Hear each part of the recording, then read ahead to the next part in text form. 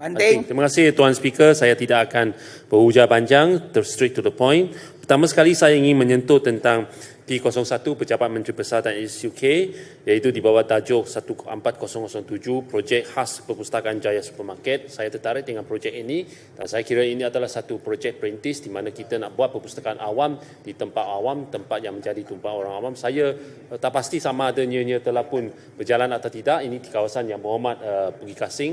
Jadi saya mohon supaya dibentangkan di Dewan Yang Mulia ini apakah status dia sekarang dan sekiranya bolehlah menjemput wakil rakyat untuk tengok macam mana konsep ini boleh direplikasikan di tempat yang lain. Kedua, juga ingin bertanya tentang 14014 Perpustakaan Taman Sri Medan Kuala Langat dan juga apakah statusnya terkini dan juga Perpustakaan Kuala Langat. Paling penting sekali ini Perpustakaan Kuala Langat yang telah pun diubah suai pada tahun 2018 saya lihat agaknya telah hampir siap tetapi kita tak tahu lagi bila dia akan dibuka, tidak dipanggil mesyuarat pun, saya tak pasti apakah update-nya.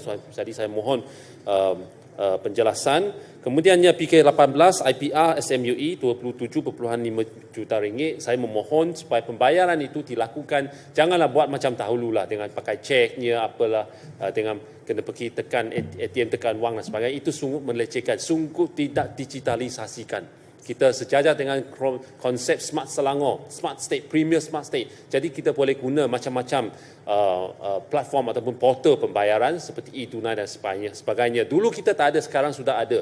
Banyak cara kita boleh lakukan dan saya memohon Yang Berhormat Exco yang bertanggungjawab untuk melihat kaedah pembayaran secara elektronik ini. Kemudiannya PK16 001 dan 004 berkenaan dengan loji lawatan air Labuhan Dagang, di mana saya menyeru sangat supaya projek ini dilakukan kalau bolehlah janganlah tepat pada waktunya, lebih cepat daripada yang dijadualkan, kerana sekarang ini masa adalah emas. Kita perlu memastikan segala projek yang berkaitan dengan pekalan air ini disiapkan bukan saja tepat pada waktunya, kalau boleh kita siapkan lebih cepat dan lebih awal. Saya ingin membagikan satu, Tuan Speaker, Integrated Water Supply System IWSS yang mempunyai hubungan dengan Labuhan Dagang ini.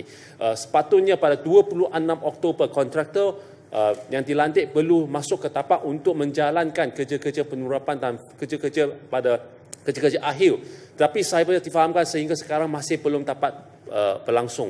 Jadi saya kira ini adalah satu contoh bagaimana kerja-kerja yang kita terancangkan nampaknya serba indah atas kertas, tetapi bila dalam pelaksanaan akan pastinya tergendala sedikit kerana ada kelewatan ataupun masalah-masalah teknikal. Saya mohon kerajaan memberi perhatian kepada perkara ini dan memastikan ianya diatasi dengan keadaan yang segera. Kemudiannya P08 Jabatan Pertanian Negeri Selangor, kita ada program TKPM Taman Kekal Pengeluaran Makanan di bawah di Bukit Canggan dan Kundang di Kuala Langat. Saya lihat ada yang diperuntukkan sejumlah wang RM500,000 dan ada satu lagi yang tidak dibekalkan apa-apa peruntukan. Saya tak pasti adakah ini berkaitan dengan TKPM yang sepatutnya dibina di Hutan Simpan Kekal Kuala Langat Selatan. Sekiranya permit kegunaan itu dibekalkan, saya memohon perkara ini juga diberi perhatian kerana pembinaan TKPM di tempat ini sepatutnya sebenarnya telah pun ditegur oleh audit. Jabatan Pertanian telah pun ditegur,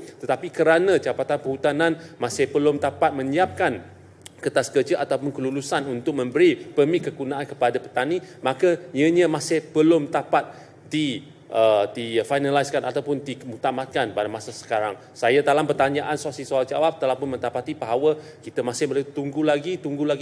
Saya tak tahu sampai bila saya nak bangkit. Saya pernah bangkit dalam bajet dialog. Saya kira sekarang ini saya dapat sedikit jawapan tetapi masih belum memuaskan hati. Barangkali pada bulan 3 tahun depan bila sidang Dewan saya kena tanya lagi. Jadi semua orang akan jemu dengan pertanyaan saya, tetapi apa boleh saya lakukan sekiranya tadi saya tidak panggilkan isu ini kerana masalah ini belum selesai. Saya telah pun tahu pun mantan pengarah perhutanan telah pun menyediakan kertas kerja dia, tapi saya tak tahu kenapa ianya masih belum dimuktamadkan. Jadi saya minta penjelasan daripada kerajaan. Seterusnya PK11 iaitu Teknologi Maklumat dan Inovasi tentang rakan digital, kerajaan akan memperuntukkan wang yang cukup besar untuk melancarkan rakan digital ataupun digital ambassador untuk negeri Selangor. Ada ditulis dalam ucapan Yang Amat Berhormat Datuk Menteri Pasar bahawa UNICEF dan NGO akan menyertai ini. Saya mencadangkan jangan kita hanya menghadkan diri kita dengan UNICEF dan NGO saja. Saya bercadang kerana kita ada sayap pemuda dan wanita iaitu PWB dan juga PEBT kita. Saya rasa kita gunakan sebaik mungkin pakat-pakat yang ada pada PWB dan juga PEBT untuk melatih mereka, menjadikan mereka rakan digital. Kerana rakan digital ini, mereka akan turun ke padang untuk menjelaskan kepada wanita, ibu tunggal, orang tua dan sebagainya macam mana mereka boleh melibatkan diri dalam segala aspek dan produk digitalisasi yang akan dilancarkan oleh Kerajaan Negeri Selangor. Kalau bukan mereka, siapakah lagi yang akan kita ambil untuk menjadi ambassador digital kita. Jadi saya mohon supaya jangan tinggalkan mereka dan melibatkan adun sekali. Kalau pembangkang berminat, saya rasa tidak ada masalah untuk melibatkan mereka kerana kita akan mensasarkan 1,000 orang untuk menyertai program ini. Kemudiannya, saya juga ingin bertanya, di bawah jawatan kuasa tetap yang mana satu program ini akan diletak, di bawah MB sendiri ke ataupun pengurusi jawatan kuasa tetap teknologi maklumat. Itu adalah persoalan saya.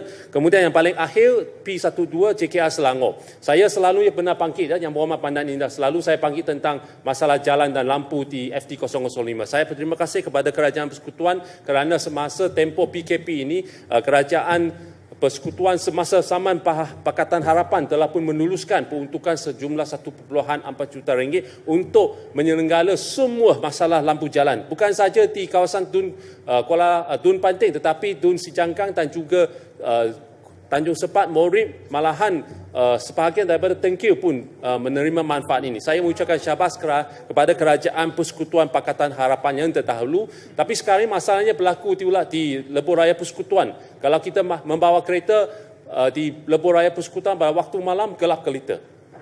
Saya tak tahu kenapa, adakah mereka juga menghadapi masalah yang sama. Sekiranya saya memohon kerajaan untuk memberi perhatian kepada perkara ini. Kedua, PK2 02401 berkenaan dengan satu jalan yang akan diperuntukkan 84 juta ringgit. Saya ingin bertanya kerana saya khawatir ada kesilapan typo di situ, iaitu B124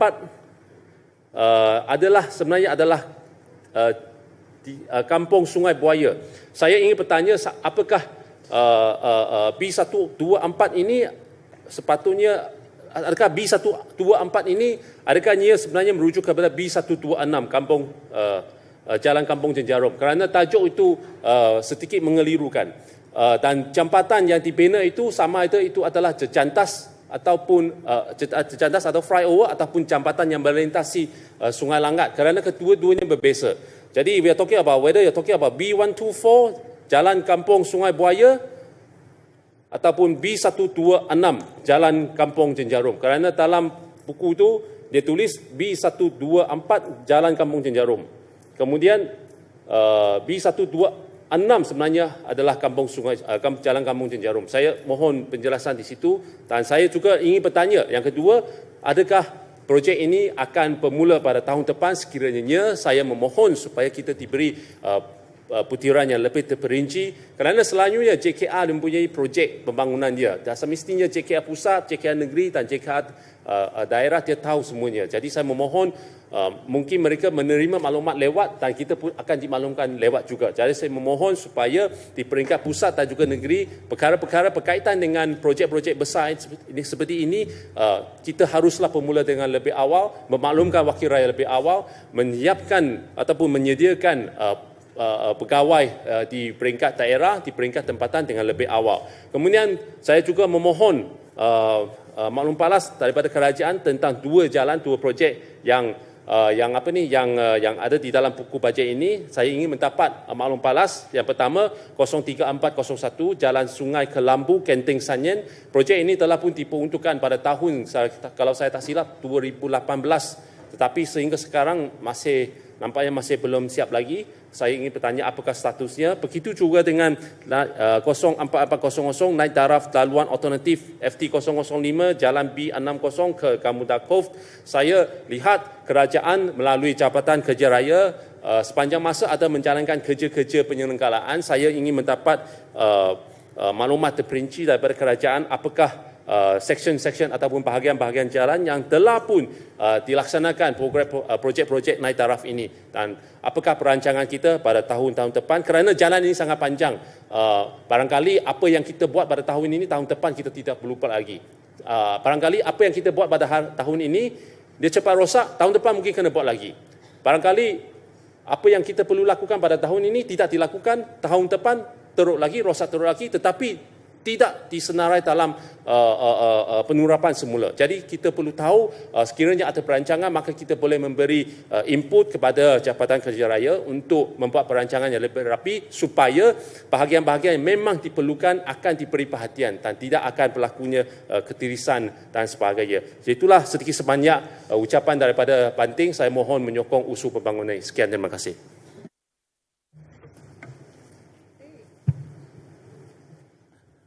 Terima kasih Banting. Seri Setia sila duduk. Giliran sudah lepas. Kapal